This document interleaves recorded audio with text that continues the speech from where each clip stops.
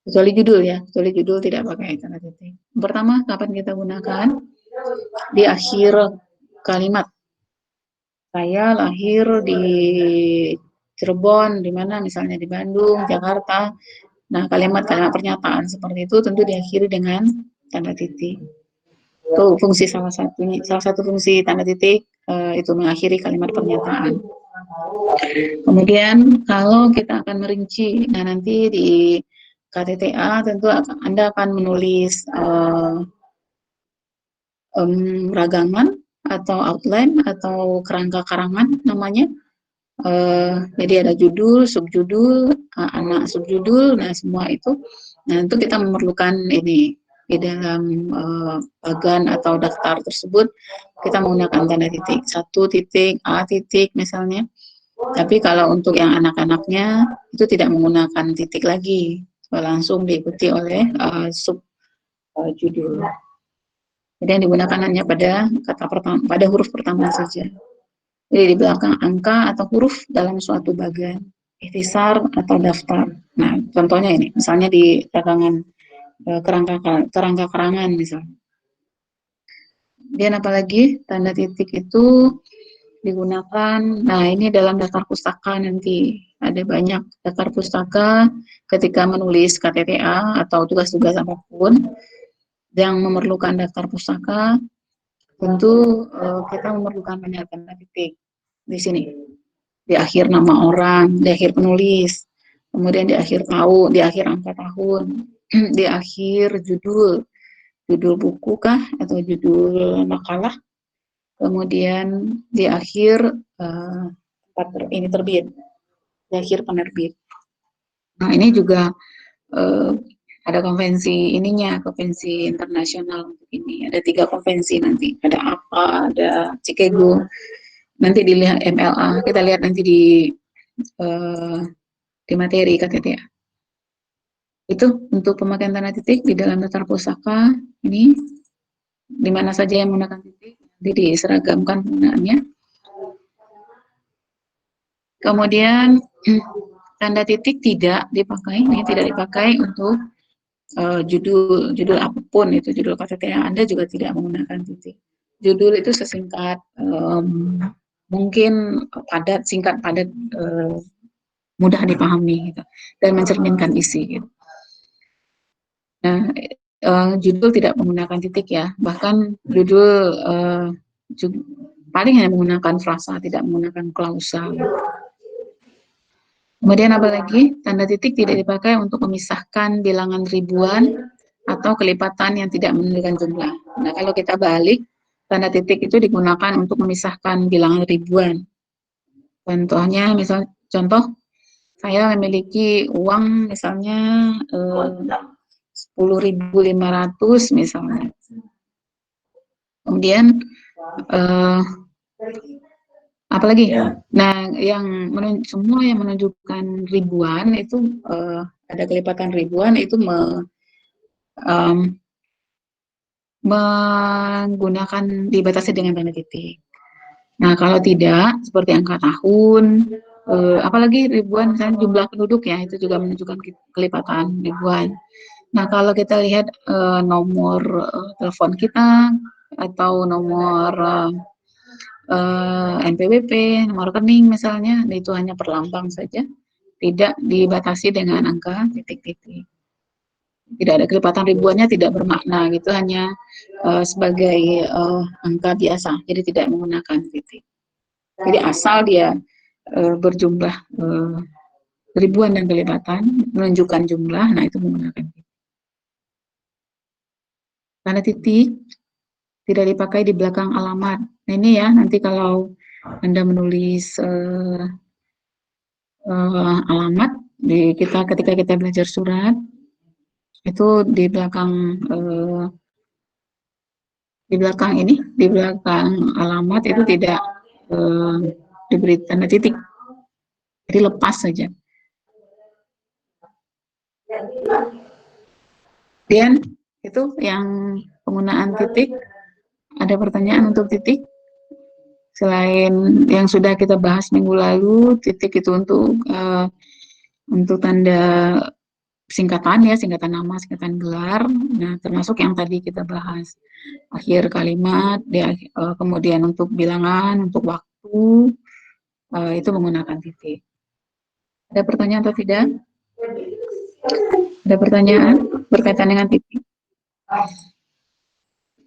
Silakan, Denis.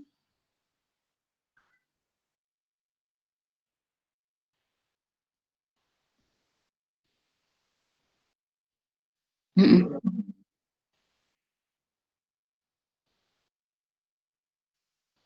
Untuk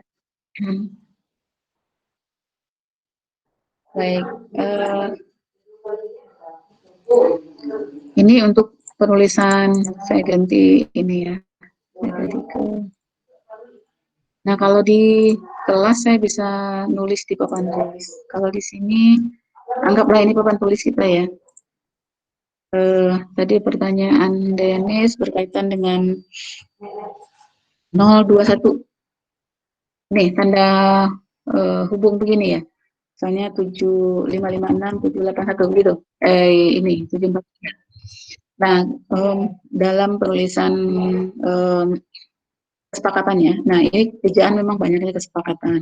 Ini digunakan tanda diapit dalam tanda hubung. Jadi merupakan penjelasan bahwa ini keterangan nomor telepon ini terletak di daerah 021 itu maksudnya. Jadi menggunakan 021 di dalam kurung. Jadi tidak menggunakan tanda hubung seperti ini.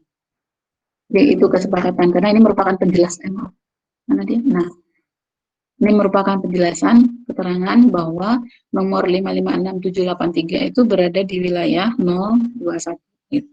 Itu maksudnya. Jadi menggunakan di dalam penulisan yang benar itu menggunakan kurung. Jadi tidak menggunakan tanda ini. Karena tanda ini namanya tanda hubung. Tanda hubung itu ada fungsinya, ada beberapa fungsi yang lain nanti kita lihat. Jadi fungsinya tidak menghubungkan ini keterangan lokasi telepon itu berada di mana, tidak, tapi ada fungsi yang lain nanti akan kita lihat. Itu ya, Denis.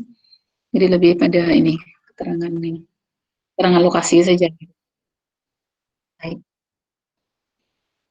baik kita teruskan ke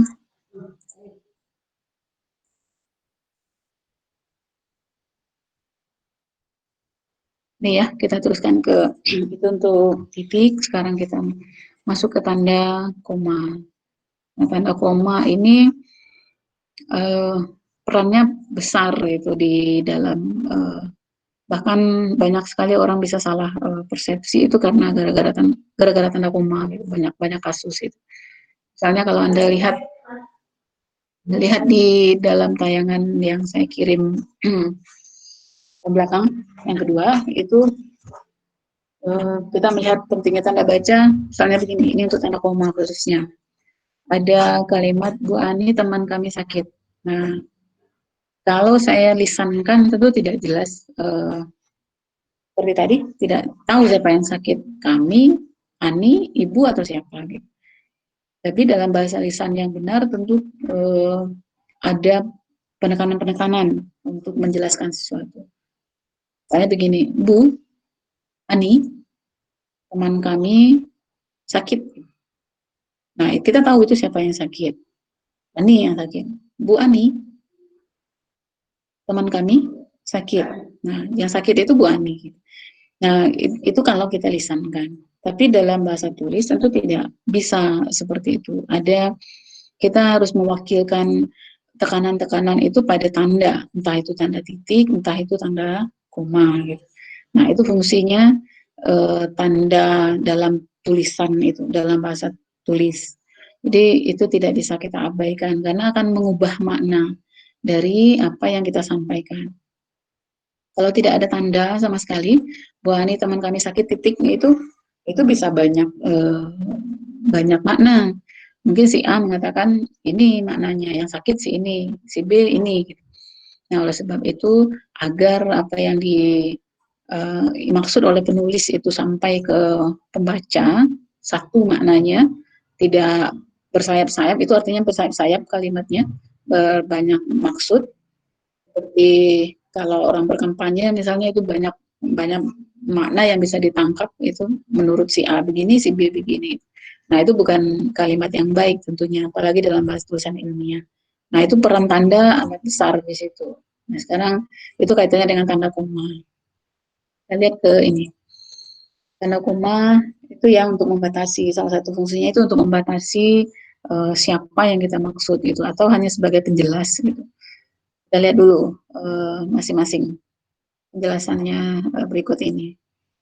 Pertama dalam pemerincian, ada kalanya kita memerlukan uh, rincian dalam membuat kalimat. Misalnya saya memerlukan ini, dan ini. Itu artinya merinci.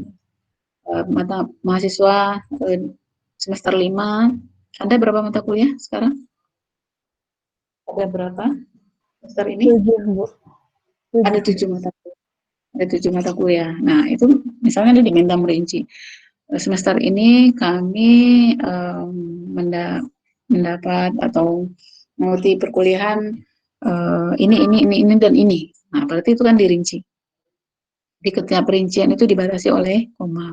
Nah, yang sering luput itu yang ini, yang di belakang. Yang di belakang ini. Bisa saja sebetulnya ini tidak pakai koma, kalau ini merupakan satu kesatuan makna keuangan publik dan pelaksanaan belanja negara, misalnya itu merupakan satu nama mata kuliah. Tapi kalau ternyata ada keuangan publik, kemudian ada mata kuliah yang lain pelaksanaan belanja negara, artinya itu dua komponen yang berbeda, dua hal yang berbeda. Artinya harus dibatasi dengan koma. Nah, itulah fungsinya koma di situ sebelum dan. Jadi untuk mempertegas satuan-satuan ketika kita akan merinci. Nah, yang sering tertinggal itu biasanya ini, yang di paling belakang ini. Kemudian, apa lagi? Koma itu nanti di pelajaran kalimat kita lihat, materi kalimat, kita mengenal ada induk, secara umum istilahnya induk kalimat dan anak kalimat. Atau kalau kita belajar bahasa Inggris ada dependent, independent clause gitu ya. Nah, kalau di dalam kalimat kita bertemu kalimat seperti itu, dan anak kalimatnya akan mendahului induknya, nah itu diperlukan tanda koma untuk membatasi anak dan induk. Tapi kalau dia anaknya di belakang kalimat, nah itu tidak diperlukan. Nah, nanti lebih dalam kita lihat di dalam materi kalimat. Selanjutnya itu dalam kalimat kalimat kompleks ya atau majemuk bertingkat itu saya selalu menganalogikannya begini. Kalau anak ingin mendahului induknya tentu ada izin pulunwunnya gitu kepada induk, pada orang yang lebih tua. Nah, izinnya itu dalam bentuk koma gitu. Nah, itu saya setiap kali memberi kalimat, materi kalimat membuat analoginya seperti itu. Kemudian apalagi tanda koma itu? Nah, tanda koma digunakan di belakang kata penghubung antar kalimat. Nah, kita mengenal nanti ada kata penghubung itu intra kalimat, di dalam kalimat. Ada kata penghubung antar kalimat, jadi menghubungkan kalimat satu dan kalimat kedua. Entah kalimat kedua itu merupakan simpulannya, atau tambahannya, atau berseberangan informasinya misalnya, sebaliknya. Nah, itu berseberangan artinya ada perbedaan makna A dan B misalnya. Nah, itu semua dibatasi dengan koma. Nah, yang dimaksud dengan kata penghubung antar kalimat yang ini. Oleh karena itu, koma, jadi, koma, akan tetapi, namun. Nah, nanti kita lihat di bagian kalimat perbedaan-perbedaan ini. Akan tetapi, namun, nah, akan tetapi, koma, namun, jadi, meskipun demikian, dengan demikian misalnya. Nah, itu semua masuk kata penghubung antar kalimat. Jadi kita batasi dengan koma. Prinsipnya di luar kalimat utama, artinya induk kalimat, itu kalau ada keterangan-keterangan lain, entah itu pengantar kalimat, entah itu kata penghubung antar kalimat seperti ini, itu dibatasi dengan koma. Antar kalimat apa misalnya? Menurut pendapat saya, koma, berdasarkan pengamatan kami hari ini, koma, nah itu pengantar kalimat. Nah itu dibatasi dengan koma. Karena dia merupakan keterangan tambahan saja gitu. tidak bagian, bukan merupakan inti atau struktur inti dari sebuah kalimat. Selanjutnya, tanda koma apa lagi? Digunakan untuk kalimat langsung. Nanti di KTTA kalau Anda mengutip langsung, mengambil kutipan langsung dari buku sumber, dari literatur yang Anda acu, nah tentu diperlukan. Karena menurut pemerintah, perekonomian Indonesia mengalami masih defisit ya, masih kondisinya masih realitanya Anda lihat sendiri. Gitu. Jadi menurut kita lihat baca di sini contoh yang ada dalam kalimat langsung, kata ayah, koma, terus tanda petik 2. Nah, konsentrasi kita di sini penggunaan koma, Andi harus belajar mandiri. Nah, jadi kalau dalam kalimat tanda koma itu digunakan dalam kalimat langsung. Kalimat langsung itu yang mana? Yang ini. Ada koma yang membatasi apa yang ini menurut ayah apa yang disampaikan apa. Dan ada koma sebagai pembatas.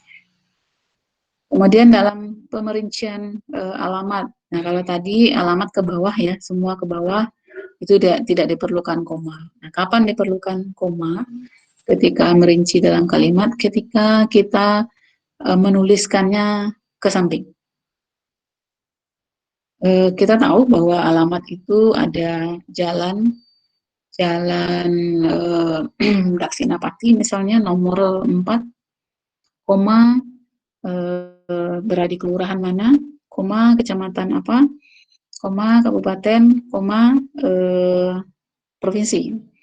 Nah, satuan-satuan itu dibatasi dengan koma. Jadi untuk mempertegas agar kita tahu ini nama kecamatan kah, nama kelurahan kah, nama kabupaten kah, atau provinsi misalnya. Nah, itu satuan dalam merinci alamat itu kita gunakan koma untuk membatasinya. Jadi kalau kita tuliskan ke samping, tapi kalau ke bawah seperti tadi, yang ujung kanan itu tidak diperlukan. Selanjutnya, nah ini selesai untuk tanda koma. Sekarang kita masuk ke tanda titik koma. Titik koma sudah 2. Kemudian ke tanda titik koma. Ada yang ingin ditanyakan dulu berkaitan dengan tanda koma ini? Ada yang ingat yang ingin ditanyakan? Atau berdasarkan tayangan ini? Ada yang ingin ditanyakan? Izin bertanya, Bu. Nah, silakan. Siapa yang ini? Siapa itu? Anissa. Silakan. Jika misalnya dalam kalimat langsung itu kan misalnya kalimat langsung ini juga berada di akhir kalimat, Bu. Misalnya kata ayah, Andi harus belajar mandiri. Itu kan ada titik sebelum tanda petik 2 ya, Bu. Terus di akhir itu dikasih titik lagi nggak? Ya, Bu. Ketika kalimat ini juga di akhir kalimat. Yang ini? Baik. Iya. Baik, untuk kalimat langsung, nanti kalau pada bagian ini kita fokusnya di tanda koma ya. Nah, selain itu di sini juga ada tanda lain, yaitu tanda petik langsung. Petik langsung itu fungsinya untuk mengapit perkataan langsung. Jadi betul-betul kita kutip apa yang disampaikan oleh seseorang. Misalnya nanti Anda ketika mewawancarai responden terjun ke lapangan, mudah-mudahan nanti keadaan sudah normal, Anda bisa PKL mungkin mengambil data dan mewawancarai seseorang misalnya. Nah, apa yang disampaikan seseorang itu betul-betul kita tulis seperti apa adanya. Nah, itu namanya kutipan langsung. Mau benar, mau salah, ejaan atau kalimatnya itu tidak menjadi persoalan di dalam kutipan langsung. Yang menjadi persoalan dalam kutipan langsung adalah tandanya. Nah, apa yang disampaikan secara langsung itu diapit dengan tanda petik 2 dan tanda petik yang kedua ini diletakkan setelah tanda titik. Itu maksudnya bahwa yang kita ambil itu adalah kalimat lengkap semuanya. Kalimat lengkap artinya itu diakhiri dengan tanda titik. Nah, oleh sebab itu tanda petik kedua ini diletakkan setelah titik. Nah, setelah itu tidak ada lagi titik. Langsung akan diikuti kalimat lain, misalnya kata ayah, koma, Andi harus belajar mandiri. Kemudian tanda titik, tanda titik dua. Nah, kalimat baru karena sebentar lagi Andi akan kuliah di luar kota misalnya. Nah, jadi kalimat dilanjutkan dengan kalimat berikutnya atau ya dengan kalimat berikutnya tanpa diberi tanda titik setelah ini. Jadi cukup titik, jadi tidak ada, jadi tanda berulang gitu tidak ada. Jadi hanya ada dua tanda, tidak ada setelah, ini tidak ada tanda lain lagi. Dan nanti dibedakan antara ada lagi penggunaan tanda petik dua ini di sebelum titik, itu ada lagi. Nah ini untuk, karena ini berupa kalimat yang kita ambil, kalimat langsung. Nah kalimat itu diakhiri, kalimat pernyataan itu diakhiri dengan tanda titik, berarti itu juga bagian dari yang kita kutip. Nah bagaimana kalau ada tanda tanya misalnya, atau tanda seru misalnya, sama saja perlakuannya. Jadi tanda petiknya, tanda petik dua di setelah itu, ada setelah tanda seru atau setelah tanda tanya. Itu ya Nisa, bisa dipahami? Jadi tidak perlu ada tanda. Baik. Terima kasih. Ya. Selanjutnya, ada lagi yang ingin ditanyakan? Sudah? Sudah atau tidak? Memang agak ini ya, belajar interaktif seperti ini agak sulit mengembangkan ininya. Mungkin saya yakin mungkin Anda akan bosan gitu. Perlu inovasi. Inovasinya apa? Mungkin dengan latihan-latihan nanti gitu. Anda menayangkan, kita diskusikan bersama. Tapi nanti ketika kita coba nanti setelah materi agak banyak. Kalau di kelas tentu saya bisa jalan-jalan, melihat ini ya, dengan mimik segala macam gitu. Baik, kita teruskan. Mudah-mudahan tidak banyak perbedaannya. Yang penting materinya Anda terima dengan baik. Selanjutnya, penggunaan tanda titik koma. Titik koma kapan digunakan? Ini yang pertama, kita lihat contoh dulu. Contoh A, contoh B, contoh C. Malam akan larut, titik koma, pekerjaan belum selesai juga. B, ayah mengurus tanamannya di kebun itu, titik koma, ibu sibuk bekerja di dapur. C, adik menghafal nama-nama pahlawan nasional, titik koma, saya sendiri asyik mendengarkan siaran radio. Jadi ada 3 contoh. Ya, contoh di sini. Nah, kita lihat titik komanya di mana. Di sini. Apa simpulan yang bisa kita ambil di sini? Ini ada kalimat lengkap. Ini ada kalimat lengkap juga. Ini juga ada kalimat lengkap. Kalimat lengkap juga. Ini ada kalimat lengkap. Kemudian ini juga kalimat lengkap. Nah, apa kesimpulan yang bisa kita ambil? Yang bisa kita buat? Fungsi pertama dari tanda titik koma itu adalah untuk menggantikan, kita tahu bahwa dalam kalimat majemuk itu, jadi kalau ada kalimat kalimat lengkap, dalam satu kalimat besar seperti ini, nah pasti ada tanda penghubung intra kalimat yang digantikan oleh titik koma ini. Kira-kira kata penghubung apa yang paling cocok dengan dalam kalimat ini? Malam akan larut, pekerjaan belum selesai juga. Namun, malam akan larut, namun pekerjaan belum selesai juga. Itu yang paling tepat kira-kira, karena ada perbedaan ini ya, yang satu sudah menunjukkan malam tapi ada yang belum beres gitu. Nah, nanti kita lihat penggunaan namun dan tetapi. Berarti yang paling tepat di sini adalah menggantikan titik koma adalah tadi namun, siapa yang mengatakan namun? Saya, Bu. Joko. Iya. Nah, nanti kita lihat perbedaan penggunaan namun dan tetapi. Nah, sekarang yang paling tepat di sini dulu kita ambil tetapi dulu, menggantikan namun tadi. Sama sebetulnya, tapi nanti akan kita bedakan kata penghubung intra dan antar. Karena ini dalam kalimat, yang kita perlukan adalah intra kalimat. Sekarang yang kedua, untuk B, apa yang cocok? Ayah mengurus tanamannya di kebun itu. Sedangkan atau dan? Sedangkan. Sedangkan ibu sibuk kerja di dapur. Yang ketiga, apa yang tepat kira-kira untuk menggantikan titik koma di situ? Sedangkan juga bisa ya, Bu? Sedangkan juga bisa. Adik menghafal nama-nama pahlawan nasional, sedangkan saya sendiri asik mendengarkan siaran radio. Nah, tadi apa yang sudah disampaikan ada tetapi, ada sedangkan. Nah, kalau kita tarik simpulannya, titik koma itu bisa digunakan untuk menggantikan kata penghubung intra kalimat dalam kalimat majemuk setara. Dalam kalimat majemuk setara ada tetapi, ada sedangkan. Nah, itu fungsinya. Tapi dalam penulisan resmi sebetulnya ini jarang digunakan. Orang akan lebih senang mengeksplisitkan maksudnya apakah itu bertentangan atau gabungan misalnya. Nah, orang lebih senang. Tapi kalaupun ada yang menggunakan seperti ini bukan hal yang salah.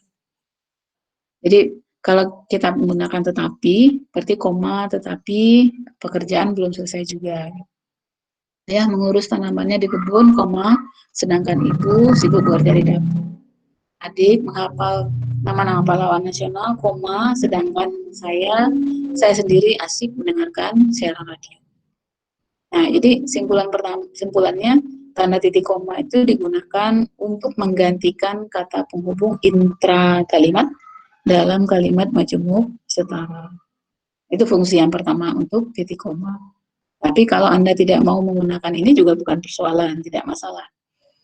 Nah, saya pribadi sebetulnya juga lebih senang menggunakan secara eksplisit kata penghubung apa yang diinginkan oleh kalimat tersebut. Dankah, tetapikah, sedangkan, dan yang lain-lain. Itu ya, jadi salah satu penggunaannya. Jadi diatur bukan berarti misalnya tidak kita gunakan dan itu salah, bukan seperti itu.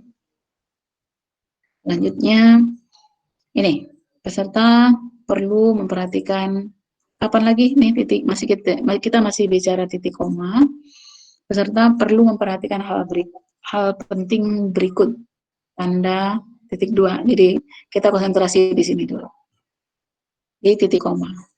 Menaati peraturan yang berlaku titik koma, mengikuti semua kegiatan yang ada titik koma, menyelesaikan tugas yang diberikan titik koma, dan mengikuti ujian. Nah, kita lihat di sini penggunaan tanda titik koma. Yang kedua, ini aturan pertama tadi, ini aturan yang kedua. Titik koma itu digunakan ketika kita akan merinci sesuatu. Dan sesuatu itu dalam bentuk klausa. Nih, klausa itu yang mana? Ada kata kerja seperti ini. Jadi penandanya ada kata kerja. Ini atau orang menyebutnya unsur predikatif gitu. Tidak ada predikatnya, tinggal menambahkan subjek. Jadi itu yang dimaksud dengan klausa. Jadi ada kata kerja tandanya. Itu digunakan kalau ada perincian seperti ini, perincian, dan perincian itu dalam bentuk klausa, kita beri tanda titik koma di belakang setiap perincian. Baru di perincian kedua terakhir diberi tanda dan atau serta misalnya, baru di yang akhirnya tanda titik. Itu penggunaan yang kedua. Kemudian, nah nanti kita lihat kaitan dengan tanda titik. Sampai di sini bisa dipahami bahwa tanda titik dua itu digunakan yang pertama untuk menggantikan kata penghubung intra kalimat dalam kalimat majemuk setara. Yang kedua itu untuk merinci sesuatu, dan sesuatu yang dirinci itu dalam bentuk klausa seperti ini. Bisa dipahami? Bisa? Bisa, Bu. Bisa, baik. Selanjutnya itu titik dua. Maaf, titik koma. Masih titik koma. Kemudian titik dua sekarang. Belajar tanda baca ini memang ada yang digunakan dalam satu kalimat itu satu tanda misalnya. Tapi ada kalanya dalam satu kalimat itu tanda dalam tanda itu juga bisa terjadi. Nah, contoh, dan itu justru yang sering kita hadapi. Nah, ketika menggunakan tadi titik koma untuk perincian, nah bisa saja nanti ada perincian lain dalam titik koma. Jadi ada tanda dalam tanda. Ada perincian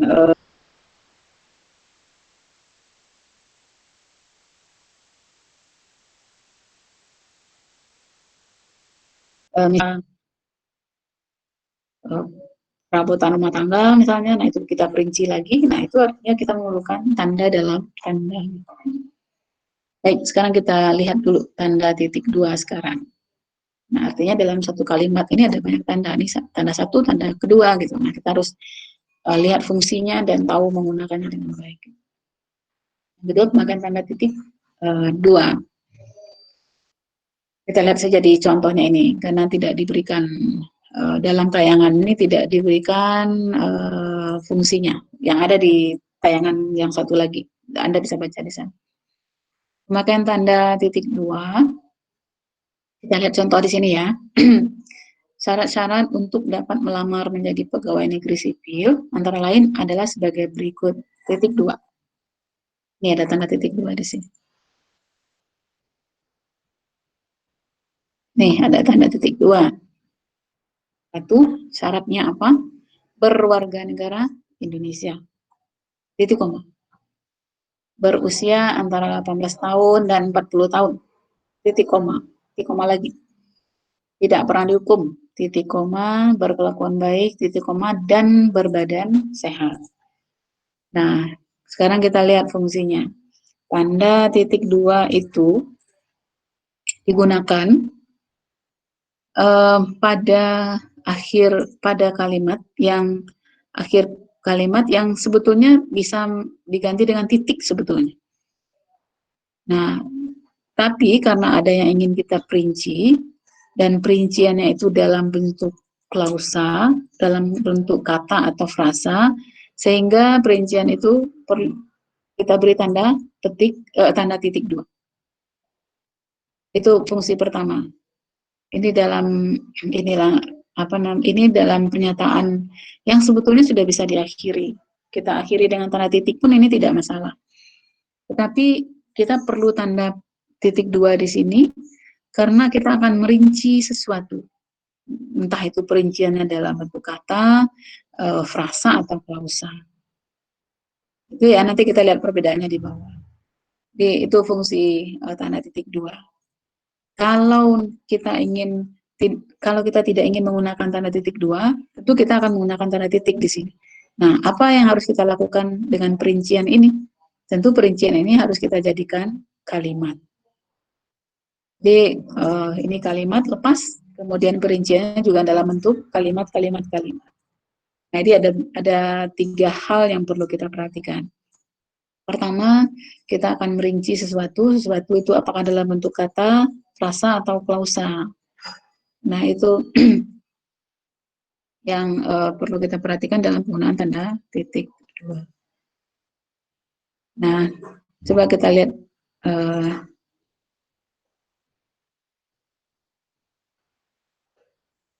selanjutnya. Kita lihat di sini perbedaan yang lain. Ini menggunakan tanda titik dua. Perinciannya dalam bentuk klausa, diakhiri dengan tanda titik koma, titik koma, titik koma. Nah, kemudian yang contoh yang lain, ini diakhiri tanda titik. Syarat-syarat untuk dapat melamar menjadi pegawai negeri sipil antara lain adalah sebagai berikut, titik. Nah, perincian tentu kalau kita ingin merinci sesuatu dan perincian itu dalam bentuk kalimat seperti ini. Jadi tidak perlu tanda titik dua karena perincian kita dalam bentuk kalimat lengkap. Jadi pelamar adalah warga negara Indonesia. Pelamar harus berusia antara 18 tahun dan 40 tahun. Pelamar tidak pernah dihukum. Yang bersangkutan harus berkelakuan baik. Yang bersangkutan harus berbadan sehat. Bisa dilihat perbedaannya. Kapan harus menggunakan tanda titik dua, kapan tidak menggunakan tanda titik dua di sini. Bisa dilihat perbedaannya dan bisa dipahami. Bisa, Bu. Nah, itu berapa hal yang harus kita perhatikan untuk titik dua. Yang perlu perhatikan adalah titik dua merupakan akhir perincian yang sebetulnya bisa digantikan dengan titik. Tapi tetap kita gunakan titik dua karena kita ingin merinci sesuatu. Nah, kita lihat lagi kalau perinciannya berupa kata atau frasa saja, di akhirnya koma. Tapi kalau klausa, kita menggunakan titik koma. Itu saja bedanya. Nah, kebetulan di sini contohnya semua klausa. Nanti bisa kita cari contohnya frasa atau kata. Nah, ini contoh yang bentuk kalimat. Jadi ini diakhiri tanda titik. Tanda titik dua dapat diganti dengan tanda titik. Nah, ini dia. Boleh diganti tanda titik, tapi setelah itu ada perlakuan yang berbeda lagi. Jadi setelah itu, karena ini kalimat, berarti kita memerlukan kalimat baru. Jadi bukan dalam satu kesatuan kalimat. Kalau ini artinya dia dalam satu kesatuan kalimat. Karena titik dua bukan akhir dari sebuah kalimat. Nah, ini dia, akhir sebuah kalimat di sini. Berbadan sehat titik. Sehingga tanda titik diperlukan di sini. Itu perbedaan ini. Kedua-duanya betul. Anda menggunakan yang mana? Silakan pilih. Bergantung kalimat yang akan kita buat. Kemudian di sini pemegang tanda titik dua dan titik koma sekaligus ya. Jadi dalam kalimat bisa saja banyak tanda di dalam itu. Dan kita lihat masing-masing fungsinya. Setiap fungsinya. Air, contoh lain, air mempunyai fungsi sifat-sifat sebagai berikut. Mengalir dari tempat yang tinggi, selalu rata atau mendatar, sesuai dengan bentuk wadahnya, memberikan tekanan, meresap, melalui celah, dan melarutkan zat lain. Nah, ini dia. Tanda titik koma, titik koma. Mengapa digunakan titik koma di sini sebagai akhir perincian? Ada yang tahu? Mengapa digunakan titik koma? Karena itu klausa, bukan kalimat. Karena ini klausa. Ya, karena bukan kalimat. Jadi kalau nanti klausa yang diperlukan, nah ini harus dilihat lagi. Ini kapital atau tidak? Nah, ini semua itu harus diperhatikan. Gitu. Kita lihat di sini. Contoh berikut. Coba kita lihat. Di tayangan Anda itu ada yang memang betul-betul benar ya, benarnya itu benar, ada yang memang benar kamuflase gitu. Nah, di situ kejelian Anda diminta dan disengaja sehingga tahu penggunaan-penggunaan ini. Kita punya dua contoh. Kita ini kan, kita diskusikan sedikit. Perhatikan ejaan kalimat berikut. Menurut yang ini, yang pertama itu salah. Yang kedua benar. Coba kita analisis. Salahnya di mana yang ini?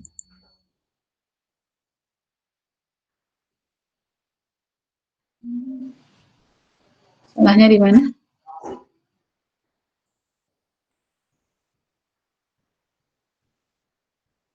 Ada yang tahu? Air mempunyai sifat-sifat sebagai berikut. Titik 2.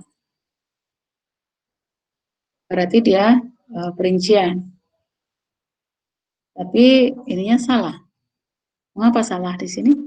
Ini bagian ini agak ditekankan ke Anda karena di dalam KTTA nanti ini akan banyak bertemu seperti ini. Di menulis tujuan penelitian misalnya, itu pasti dalam bentuk rincian seperti ini, atau pertanyaan penelitian, atau rincian-rincian yang lain misalnya berkaitan dengan materi yang Anda buat, itu banyak sekali. Di semua KTTA saya lihat menggunakan ini. Dan saya pernah materi KTTA untuk semester, mulai dari semester yang lalu, sejak kuliah PJJ ini, itu dibuat materi KTTA itu 3 kali pertemuan. Jadi ada semacam evaluasi bahwa tulisan yang dikirimkan sudah Anda buat, kemudian disimpan di perpustakaan itu setelah dievaluasi ternyata dalam membahasakannya itu masih ya terjadi banyak kesalahan. Oleh sebab itu pihak kampus menginginkan tulisan Anda yang dikirimkan ke perpustakaan itu sudah rapi. Jadi sudah tahu banyak ininya untuk kalau terjadi kesalahan, nah kesalahan itu bagaimana merapikannya, memperbaikinya. Itu saya pernah minta senior Anda melihat KTTA yang sudah ada di perpustakaan, saya harus katakan bahwa mungkin dari yang diambil, dari sampel yang diambil itu hanya satu yang benar gitu. Nah, tentu hal itu ya mungkin mengkhawatirkan pihak kampus sehingga perlu ditekankan lebih ini untuk penulisan KTTR. Nah, yang sering salah itu yang seperti ini, yang tulisan-tulisan perincian seperti ini. Jadi tidak dibedakan apakah perinciannya dalam bentuk frasa, klausa, atau perinciannya dalam bentuk kalimat. Nah, berkaitan dengan itu, coba ada yang bisa dari apa yang saya jelaskan tadi, coba untuk soal nomor 1 ini. Ini sudah ini kan salah di sini. Salahnya di mana itu dulu pertanyaannya. Oh, Di mana kalimat pakai huruf kapital. pakai huruf kapital. Ini huruf kapital. Terus kesalahan lain apa lagi? Penggunaan tanda titik. Penggunaan, nah ini kapital ya. Penggunaan apa lagi? Tanda titik mungkin, Bu. Tanda titik. Harusnya pakai tanda apa? Titik 2 atau koma. Titik duanya di mana? Titik 2 atau titik 2 atau titik koma? Titik koma. Titik koma atau koma? Iya, Bu. Yang mana? Nah, tolong dibedakan lagi nanti. Kalau koma itu yang diperinci adalah kata. Kata itu apa misalnya? Saya memerlukan kertas, koma pensil, koma eh, penggaris, koma dan penghapus misalnya. Nah, itu kata.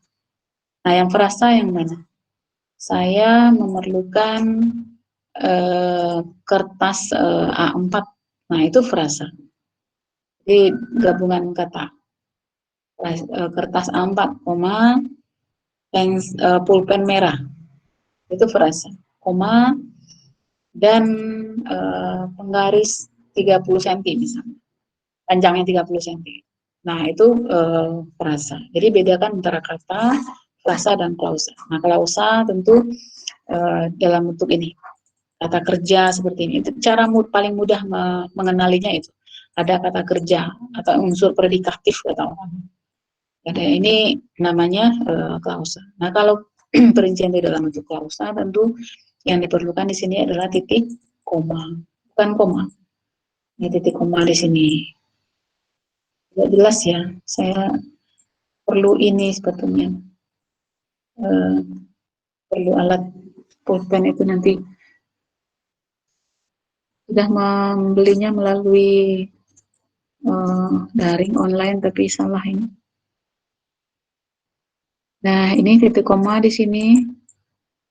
Titik koma. Mengapa titik koma? Jawabannya tentu karena dia dalam bentuk klausa. Titik koma dan nah, tanda titik. Itu kesalahannya. Kemudian ini juga karena dia dalam bentuk klausa tidak perlu huruf kapital. Huruf kapital itu kalau perinciannya dalam bentuk kalimat. Yang kedua, benar. Ini benar asli benar atau tidak? Ada yang bisa ini? Air mempunyai sifat sebagai berikut. Mengalir dari tempat yang tinggi. Pakai titik koma. Pakai titik koma. Sama dengan yang di atas. Iya. Sama. Baik. Berarti ini benarnya benar kamuflase ya. Jadi jebakan gitu. Jadi harus tahu apakah ini benar atau salah. Nah, jangan lihat di sininya. Jadi harus betul-betul memahami konsepnya, mengapa ini benar, mengapa ini salah. Selanjutnya, ini ejaan. Sifat-sifat air adalah, masih terlihat ya? Masih? Coba kita lihat ini. Perhatikan ejaan kalimat berikut. Sifat-sifat air adalah, ini benar atau salah? Salah. Salah. nggak ada titik duanya. Nggak ada. Nggak ada titik. Yang di mana tidak ada titik? Setelah Di adalah. mana? Setelah adalah. Nah, Ya. yang lain perlu ada titik dua di sana? Perlu? Perlu atau tidak? Siapa barusan Bayaki ya? Muhammad Bayaki. Perlu tanda titik dua tidak setelah adalah? Tadi di awal sudah saya sampaikan bahwa tanda titik dua itu tanda titik itu bisa digantikan dengan tanda titik dua. Artinya titik dua juga bisa diganti dengan tanda titik. Nah, kalau di sana perlu tanda titik dua, berarti saya bisa juga menggantikannya dengan titik. Sifat-sifat air adalah titik. Benar atau tidak? Apakah kita akan menulisnya seperti itu? Setelah adalah ada titik? Salah, Bu. Salah. Berarti setelah adalah itu tidak perlu ada tanda apapun, tanda titik atau tanda titik dua. Nah, yang menjadi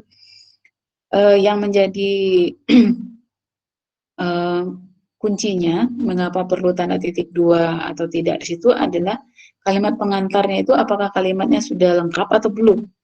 Coba kita bisa mengujinya dengan menambahkan kata titik di belakang. Kalau bisa tanda titik berarti ya silakan, berarti boleh titik dua. Tapi kalau tidak, berarti ya tidak boleh di situ. Nah, yang menjadi penekanan lain adalah mengapa menggunakan tanda titik dua? Karena kita akan merinci sesuatu. Dan perincian itu dalam bentuk kata, frasa, atau klausa. Nah, kalau perinciannya dalam bentuk kalimat, tentu harus kita tutup juga pengantarnya dalam bentuk kalimat. Kalau sifat-sifat air adalah sebagai berikut, nah kita bisa memperbaikinya dengan cara kedua. Kalau ingin mengakhirinya dengan tanda titik, sifat-sifat air adalah sebagai berikut, titik. Nah, setelah itu baru kalimat lengkap, karena dia sudah diakhiri tanda titik. Jadi kalimat, kalimat, kalimat, dan kalimat. Itu ininya perbedaannya mengapa harus menggunakan titik dua atau tidak. Misalnya Anda tidak mau menggunakan titik dua, ya silakan. Berarti perinciannya harus dijadikan kalimat. Kalimat cirinya apa? Ya harus diawali dengan huruf kapital, diakhiri dengan tanda titik. Itu ya. Sudah tahu perbedaannya? Sudah bisa dipahami sampai di sini? Nanti pelan-pelan ini. Pelan-pelan nanti pasti Anda paham. Ini. Nanti kalau bertemu masalah bisa dibahas. Selanjutnya kita masuk tanda petik tunggal.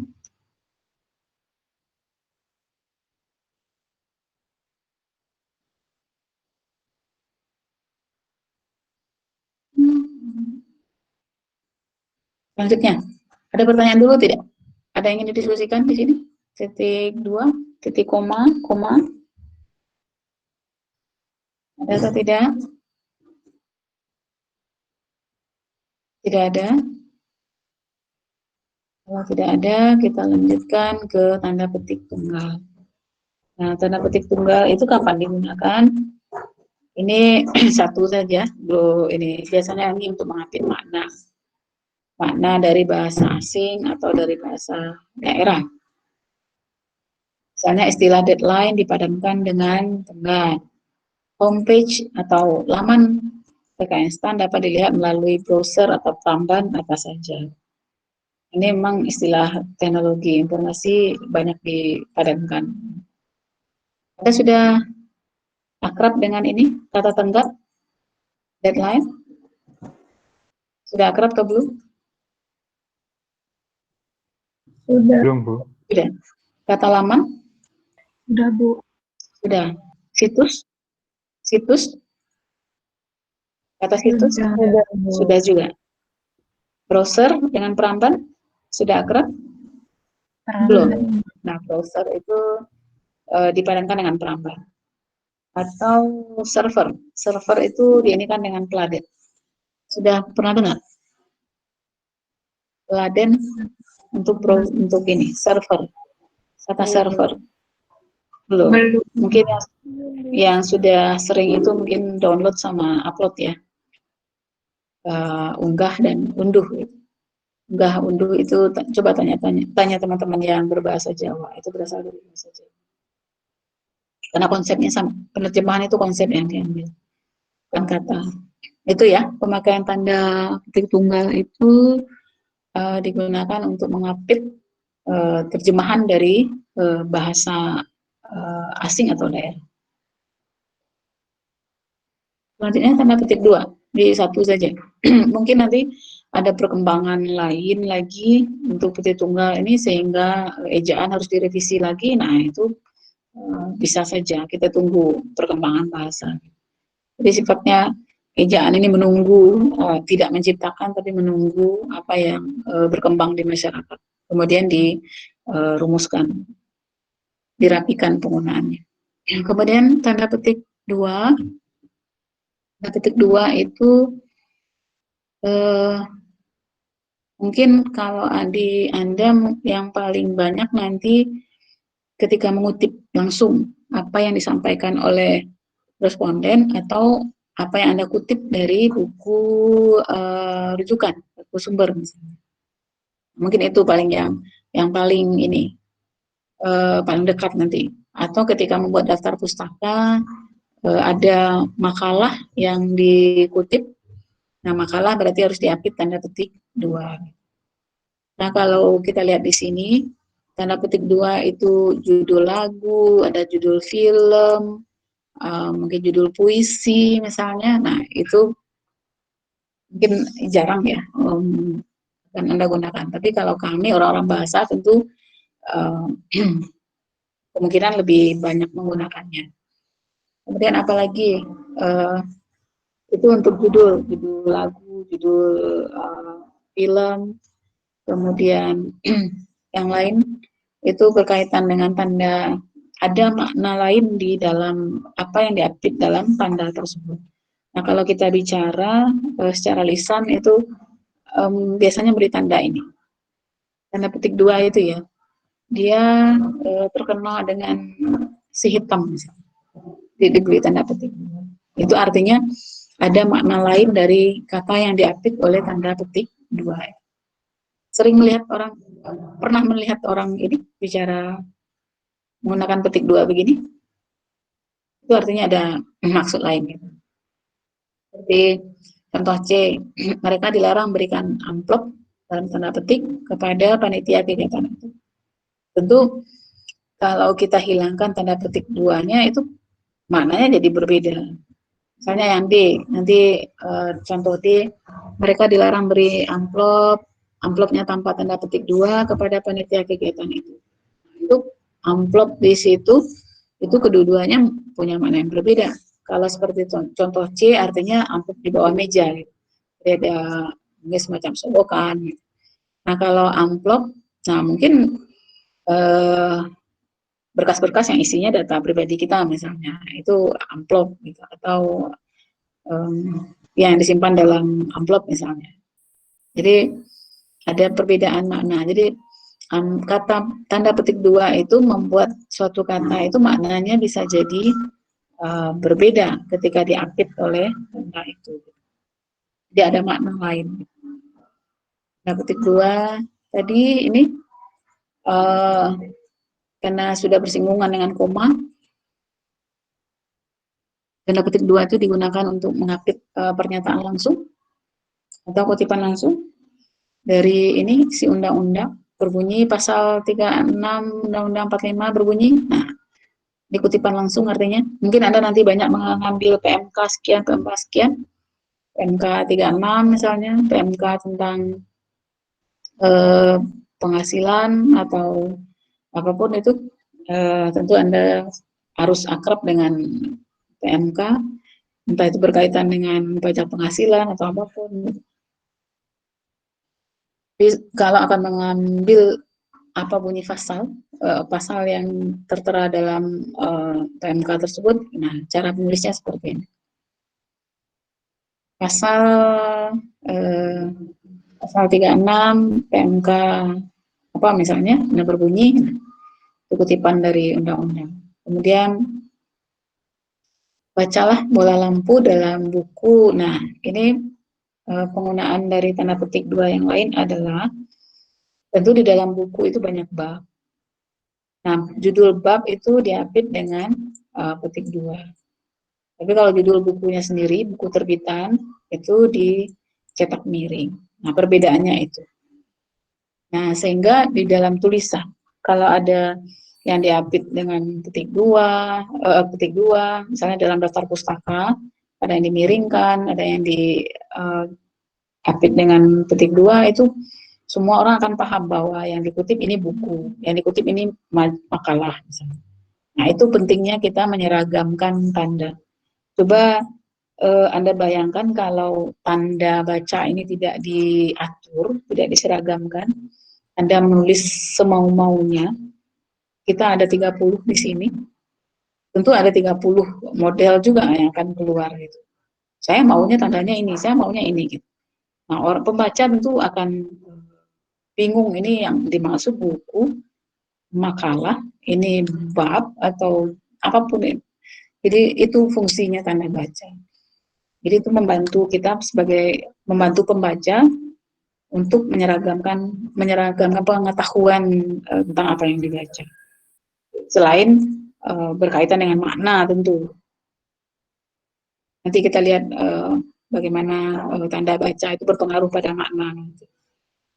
Sampai di sini bisa dipahami untuk tanda petik dua.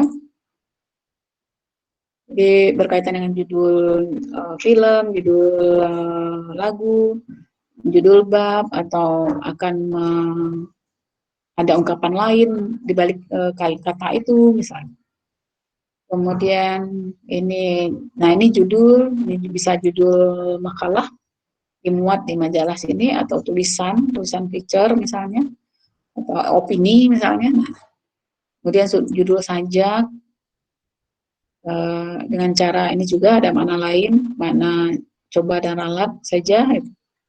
Kemudian dia ini juga dengan nama itu fungsi-fungsi tanda petik dua. Kemudian tanda petik dua lagi, ini juga tadi di dalam kalimat langsung ya, sudah. Tanda petik penutup mengikuti tanda petik yang mengakhiri petikan langsung. Nah ini tadi sudah kita bahas di atas.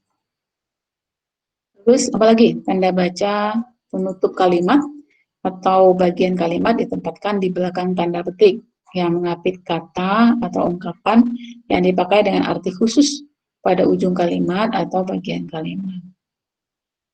Nah ini dia.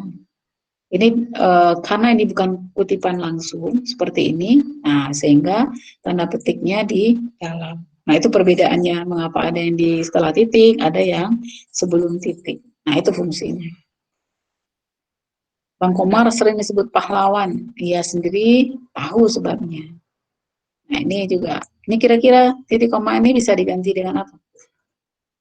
Bang Komar sering disebut pahlawan, dan ia sendiri tahu sebabnya. Tuh, tanda petik dua. Nah ini kita lihat mengapa tanda itu sangat penting karena dia berpengaruh pada makna. Nah ini tanda hubung. Nah fungsi tanda hubung sekarang. Tanda hubung itu memperjelas hubungan kata atau ungkapan. Di tayangan yang satunya saya berikan contoh itu anak istri pejabat. Anak istri pejabat. Yang diberi tanda hubung ada anak istri, ada yang istri pejabat. Nah, itu dua hal yang berbeda. Seperti di sini, kita lihat dulu. Nah, kalau ini lepas, bukan dalam konteks, bukan dalam kalimat, tentu orang tidak akan tahu maksudnya kalau ada kata berevolusi itu. Apakah maksudnya berevolusi atau berevolusi. Tapi kalau sudah masuk dalam kalimat tentu beda lagi ceritanya. Kemudian ada mengukur tinggi badan misalnya, mengukur apapun itu yang bisa diukur, tinggi badan. Kemudian mengukur ini tahu ya kukur kelapa, tahu ya, kukuran. Nah, itu tentu dua hal yang berbeda, pekerjaan yang berbeda. Apakah ini masuk mengukur tinggi badan, mengukur tinggi meja, mengukur tinggi tanaman, misalnya ada ahli tanaman, mengamati tanaman dia, kemudian mengukur kelapa misalnya. Itu, nah ini fungsi tanda hubung di sini. Yang mana yang dimaksud? Apakah ini mengukur tinggi badan atau mengukur kelapa? Kemudian ini mendekatkan satuan-satuan. Kalau ini maksudnya apa? 25 ribuan, 25 ribuan. Anda bisa menangkap tidak maknanya ini? Ini maksudnya apa? 25 ribuan, 25 ribuan. Berbeda atau tidak? Berbeda. Nah, itu fungsi tanda hubung di sini. Satuan mana yang didekatkan dengan dia, yang perlu kita dekatkan. Begitu juga dengan ini, anak istrinya, anak istrinya. Kalau ini anak beserta istri, kalau ini anak saja. Ini yang lebih ekstrim mungkin. Pedagang udang tanpa kepala. Dia ada seorang pedagang menjual udang tanpa kepala. Nah, kalau ini saya buang bagaimana? Kemudian ininya saya dekatkan. Pedagang udang tanpa kepala. Nah, ini tidak ada di sini, ini masih ada. Bagaimana menurut Anda? Artinya apa? Yang ini saya buang, tapi ini masih ada. Pedagang udang tanpa kepala. Maksudnya apa? Nah, berbeda jauh ya maksudnya. Ini pedagang udang yang tanpa kepala. Nah, itu pentingnya tanda baca. Sama ini tanda hubung di sini. Jadi fungsinya mendekatkan apa yang menjadi satuan makna. Kemudian non gaji, non gelar, ini juga kalau menimbulkan salah mana. Tapi saya rasa kalau non gaji, non gelar itu sudah tidak ada masalah. Selanjutnya tanda hubung itu selain tadi mendekatkan satuan makna, bisa juga digunakan untuk ini kalau ada kata, kita lihat ininya di sini, kita lihat garis besarnya, menghubungkan kata dan angka dan kata, misalnya 1960-an, D3, S1, nah itu menggunakan tanda hubung. Kemudian ini se-Maluku misalnya. Karena se ini tidak bisa berdiri sendiri, tentu dia harus melekat dengan Maluku. Nah, karena M-nya kecil sementara dia kapital, ini kecil, nah apa jalan keluarnya? Nah, gunakan tanda hubung. Kemudian ketiga dalam bilangan bertingkat. Kecuali kalau Anda tuliskan dalam bentuk ini, mawe misalnya, tidak perlu kata ke lagi.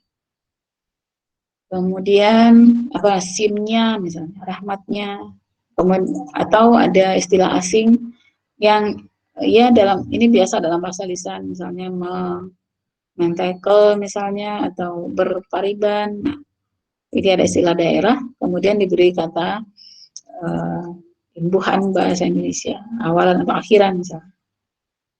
Itu harus ditanda hubung. Kemudian ini kalau kita akan tuliskan unsur terikat, artinya dia tidak bisa berdiri sendiri. Pasca misalnya. Kata pasca berasal dari bahasa Sanskerta. Di pasca itu kita tuliskan kalau ada tanda seperti ini artinya dia unsur terikat. Jadi dia memerlukan harus ditulis serangkai dengan kata yang mengikutinya. Itu maksudnya. Jadi tanda hubung, tanda pisah sekarang ada perbedaan tentu tanda hubung, tanda pisah. Kalau tanda hubung tadi lebih pada mendekatkan ini informasi, kalau tanda pisah ya kalau kita baca ini sampai ke misalnya. Itu salah satu fungsinya. Misalnya dari tahun 2019 sampai 2024 misalnya. Nah, fungsi lain dia menjadi keterangan tambahan. Ini keterangan tambahan ada beberapa ini yang bisa kita pakai. bisa menggunakan koma seperti tadi, Bu, Ani, teman kami sakit. Nah, itu keterangan tambahan. Bisa menggunakan koma, bisa menggunakan tanda pisah. Satu lagi bisa menggunakan tanda ini, kurung. Kesuksesannya, saya yakin hasil kerja kerasnya, jadi keterangan tambahan saja telah mendunia. Jadi keterangan tambahan itu ada 3 cara yang bisa kita gunakan. Mau menggunakan yang mana? Silakan. Jadi untuk tanda kurung ini lebih pada penggunaannya, misalnya penggunaannya pada ada singkatan, kemudian dipanjangkan di dalam, nah itu biasanya diapit dengan tanda kurung. Jadi ada perbedaan tipis penggunaannya, walaupun sama-sama keterangan tambahan. Ini juga tanda pisah, ini menjelaskan kata Soekarno-Hatta itu siapa, proklamator kemerdekaan RI, jadi keterangan tambahan. Ini juga keterangan tambahan. Kemudian satu lagi untuk angka, misalnya pertemuan kita pukul 9.30 sampai dengan pukul 11 lewat berapa? Kita sampai pukul berapa? 11.10 ya. 11.10. Nah, kalau kita tuliskan pertemuan kita akan berlangsung dari pukul 9.30 sampai dengan 11 lebih 10 menit. Nah, tentu kita tuliskan dengan tanda pisah seperti itu. Atau tanggal 21 sampai dengan tanggal 25 Oktober misalnya. Nah, itu kalau dari satu titik ke titik berikutnya, jadi bukan menghubungkan, nah itu biasanya menggunakan kita gunakan tanda pisah, bukan tanda hubung. Jadi kalau dituliskan tanda hubung itu 1 begini, kalau tanda pisah itu 2. Nah, kita tuliskan. Biasanya kalau dengan komputer ini otomatis akan memanjang dia. Itu perbedaannya, itu dibedakan penggunaan mana yang ini menyatukan, ini boleh dikatakan ini ada menyatakan jarak sampai ke gitu. Nah, itu bisa dipahami perbedaannya. Jadi tanda hubung dan tanda pisah. Baik, itu pembahasan kita tentang tanda baca. Masih banyak yang lain tanda baca itu di tayangan berikut bisa yang satu lagi bisa Anda baca atau mengunduh ejaan yang ada di dalam laman Badan Bahasa juga bisa. Tayangan kedua itu lebih banyak mengambil sebagian besar itu perinciannya dari pedoman itu bisa dibaca. Nanti kalau saya rasa waktu kita sudah tidak akan mencukupi kalau saya tambah penjelasan. Kalau nanti ada yang ingin ditanyakan, silakan tinggalkan di grup. Nah, yang tadi yang dijelaskan itu tentu yang penggunaannya sering atau dekat dengan kita, terutama Anda ketika menulis KTTA nanti, itu penggunaan titik 2 tadi dengan perincian apakah koma, titik koma itu sering sekali salah. Dan itu selalu saya jadikan bahan latihan. Saya minta Anda menulis, kemudian ditayangkan, atau kalau di kelas dibahas bersama. Nah, kalau di sekarang tentu dengan metode PJJ, saya minta salah satu atau 2 itu menayangkan, nanti dibahas bersama. Nah, mudah-mudahan nanti kita punya ilham bagaimana ber-PJJ ini agar tidak terlalu membosankan, tidak terlalu tidak terlalu kaku mungkin, atau terlalu ini. Baik, ada tinggal 5 menit lagi. Ada yang ingin ditanyakan atau bisa saya berikan tautan untuk latihan ejaan? Ada yang ingin ditanyakan dulu? Bagaimana? Silakan. Saya melihat ada Lani di sini. Saya buka semua saja. Nih 29, ada 1 orang yang keluar berarti. Ada Abi, Ajam, siapa lagi? Ada yang ingin ditanyakan? Ali Akbar, Anissa. Siapa? Ada yang ingin ditanyakan? Atau kita coba latihan? Silakan dikerjakan dan dikumpulkan hari ini. Setelah ini ada kuliah atau tidak? Ada? Denis, ada? Tidak, Bu. Tidak, Bu. Tidak ada. Berarti bisa langsung dikerjakan. Silakan lihat catatan sambil mengerjakan, bisa saling bisa sekalian mengingat. Ada atau tidak yang ingin ditanyakan? 3 menit lagi. Kalau tidak ada, saya bagikan. Sekiranya nanti ada pertanyaan seperti biasa, ya silakan ditanyakan. Kita 543 ya, jangan sampai saya salah mengirim.